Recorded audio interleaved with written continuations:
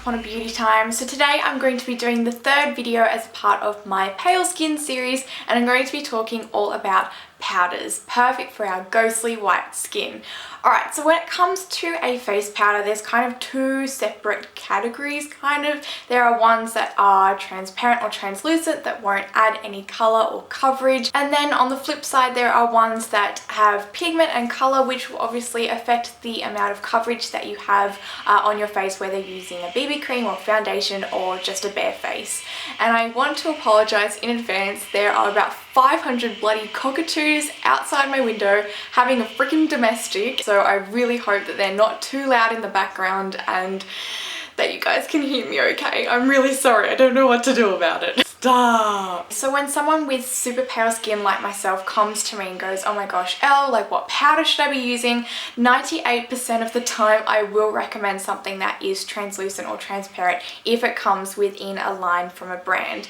This just kind of saves the money and the hassle in buying a powder that's going to end up too yellow or beige for the face, and then you end up with this product that you can't even use. So I'm not going to be covering that type of powder at all in this video because it would just kind of defeat the purpose. Starting off with things from Priceline, I have this one by Maybelline and it is the Matte Maker Mattifying Powder. Now, I've got to say this isn't my favourite powder of all time. It is in 10 Classic Ivory, and the reason that I do love it, and I've put it in this video, is because the colour is so light. Maybelline do a lot of their complexion products quite light, which is really, really nice, especially as it is something that's a little bit more affordable. A really nice silky smooth formula, really, really beautiful. I would say it's more of like a light to medium coverage.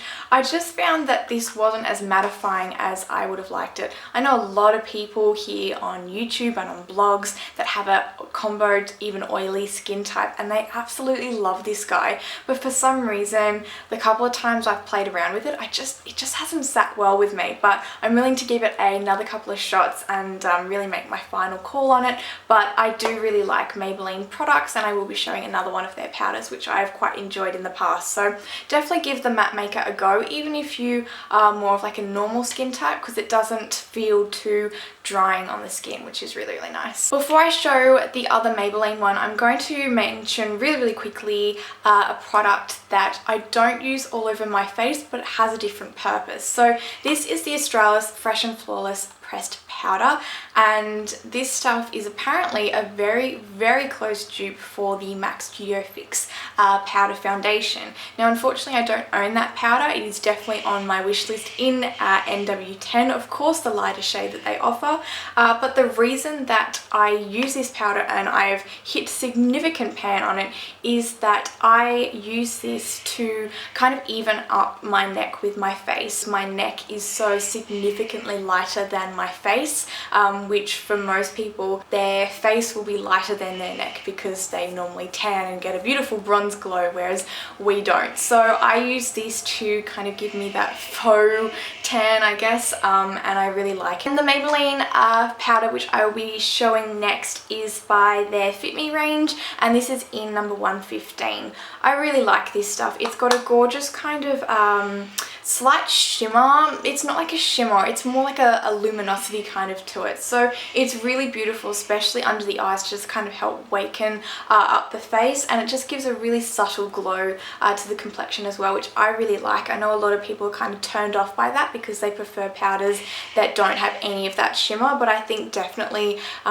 this year and last year, that kind of really nice glowy complexion for a lot of youthful radiance and all that stuff is definitely in at the moment. So this is a really good option, and it comes with a little powdered poof and a mirror at the bottom as well, which is great. A really nice sturdy packaging. It's a little bit chunkier than what I would like, but I don't really carry a makeup bag around with me much during the day. So I really like this powder though, it's really, really lovely. Alrighty, so now we're going to head into a few of the more higher end options, some of which are my my absolute favourites of all time. First of all, it is a product by NARS. Now you guys know how much I love my NARS product, and this one definitely does not disappoint. So this is their pressed powder in Flesh, and I absolutely love it. Now this is not a powder foundation, it is just like a pressed setting powder. But I like that this is more of that light to medium coverage, so you can pop it over your foundation or your BB creams or whatever you use on your face, and it's not going to add too much cakiness or anything like that. A really nice streamlined thin packaging, which is stunning.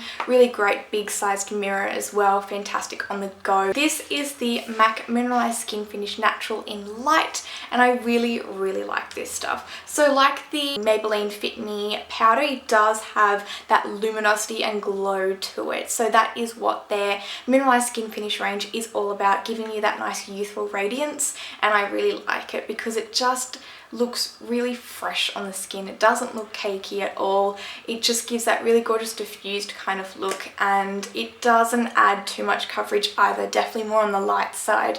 So if you're after something that is a little bit more full coverage, I will show you to the next powder that I will be showcasing. Now when it comes to full coverage powders or powder foundations, this is probably one of the best that I've found that is quite light. This is the Urban Decay Ultra Definition Powder Foundation, part of their Naked Skin range, and this stuff is awesome.